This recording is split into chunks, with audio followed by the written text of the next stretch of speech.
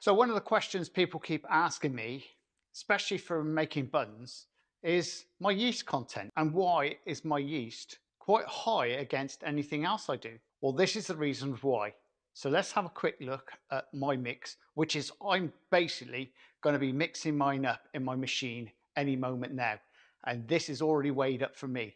And your recipe is just a scaled down version of what I do. So one thing you've got to remember, especially if you're doing hot cross buns, in that fruit, you've got spice. Now, spice slows down yeast. It's like having salt, extra salt in your dough. Bun spice does exactly the same thing. And also, fruit slows your dough down as well. Now, moving on to the egg. Now, once again, egg is also another product that slows your dough down. Again, it can act almost like having extra salt, but obviously it's different, especially in a enriched sponge or an enriched dough of some descriptions. Now in here, I've got 6 pounds of flour. Okay, and in that 6 pounds of flour, that is 12 ounces of yeast. Now you can turn that into metric if you like, but that's what it is. The reason we use that amount of yeast is because of this stuff. Butter, lard, anything like that. This stuff will slow your dough down.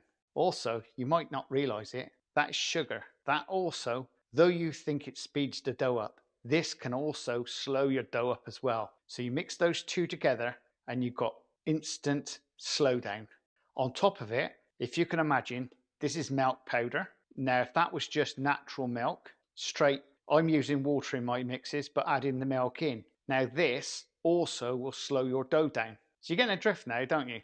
Lots of ingredients in an enriched dough will slow your yeast down. Hence why we increase the yeast. You won't taste it, I mean, unless you're rather a bad baker or a bad cook. I understand where people are coming from thinking, oh my God, that's a lot. Now, for example, if I made this up now and I made it as a bun dough, as it was without this, I describe as a slow dough. Now you can find a slow dough recipe in the description. Less yeast, less everything. But that mix will take you almost 3 hours to make a hot cross bun. Okay, but these methods, if you mix these up now, we're talking about mixing 10 minutes, you'll be scaling it straight off, it'll be into your prover, and you'll be baking these within an hour.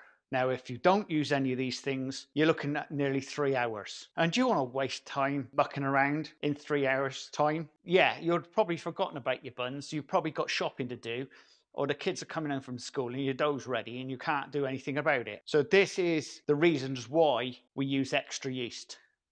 So there you go. You've learned something new. And if you like this type of content, please subscribe and please share. And don't forget, if you want to buy me a coffee, there's a link up here. And we'll see you again very shortly on the Crazy Baker channel. Laters!